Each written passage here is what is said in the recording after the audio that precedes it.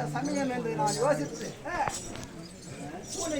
தூணிலிருந்து பாதி மனிதனாகவும் தலை சிங்கமாகவும் நரசிங்க அவதாரம் எடுத்து அன்னவரை ஒரு கால் வாசலிலும் ஒரு கால் வீட்டிலிருந்து இருக்கும்போது அந்த வாசற்படியை பிடித்துக் கொண்டேன்.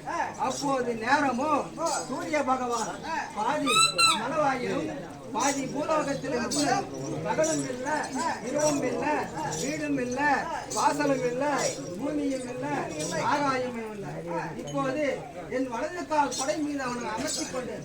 உடனே என் சிங்க பொற்களால் அண்ணவனை கடித்து அண்ணவன் உயிரத்தை பூமியில் விடாமல் உறிஞ்சி எடுத்து அண்ணவன் குடலை பிடுங்கி மாலையாக தடித்தேன்.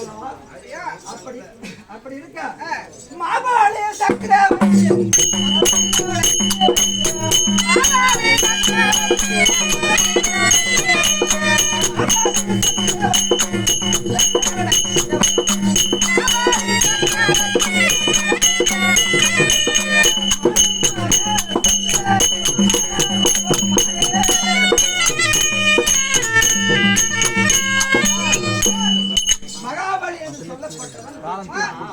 தன் பெயருக்கு ஏற்றவாறு கோதானம், பூதானம், கன்னிகாதானம் என்று சொல்லப்பட்ட 32 தானா தர்மங்களை சீரும் சிறப்புமாக செய்து வாழ்ந்து வந்தார்.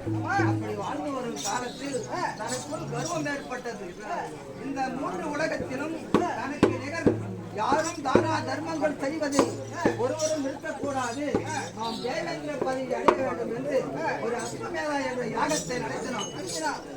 அந்த யாகத்தை நடத்தும் போது அவனை அடக்க வேண்டும் என்று நான் யோசித்து 3 அடி உயரத்தில் ஒரு பிராமணர் அவதாரம் எடுத்து ஒரு கையிலே கொடையும் ஒரு கையிலே கமண்டவன் கொண்டவன் என்று அப்போது ஐயா உனக்கு என்ன வேண்டும் என்று கேட்டான். நான் கேட்பதை நீ தருவாயா என்று கேட்டேன். ஐயா நான் கேட்பவருக்கு கொடுப்பதற்குத்தான் இந்த யாகத்தை நடத்தி கொண்டிருக்கிறேன், நீ கேட்பதை கேளும் என்றார். அப்படியானால் உன் நாட்டில் என் காலடியில் 3 அடி இடம் தருவாயா என்று கேட்டேன். அப்படியே தருகிறேன், நீ குள்ளமாக இருக்கிறாய், நான் உயரமாக இருக்கிறேன், என் காலிலே அளந்து கொள்ளும். உன் காலில் வேண்டாம், என் காலில் கொடுப்பதாக இருந்தால் தான் நான் பெற்றுக்கொள்வேன் என்று உடனே மரத்தை பெற்றுக்கொண்டவுடன் சுக்கராச்சார ஐயா அண்ணா வந்திருப்பவர் நாராயணன் உசாராக இரும் என்று சொன்னார். அதற்கு என்ன சொன்னான் மகாபலி, ஐயா கொடுப்பவன் கை மேலே இருக்கிறது, வாங்குபவன் கை கீழே இருக்கிறது. இப்பொழுதும் நான் தான் பெரியவன் என்று கர்வத்துடன் பேசினான். அப்படி பேசும் தருணத்தில் அவன் நாட்டை தன்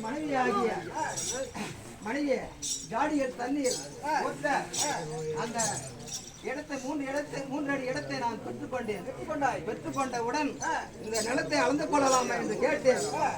அளந்து கொள்ளலாமா என்று கேட்டேன்.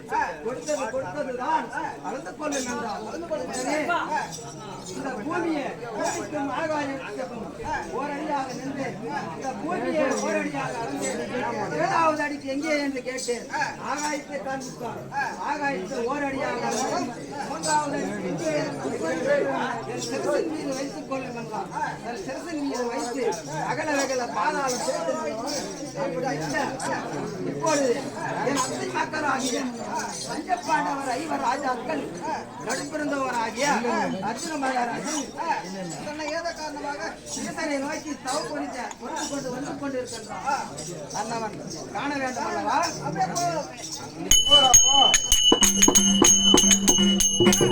சாமாவாகிய ராஜகிருஷ்ணன் அவர்களுக்கு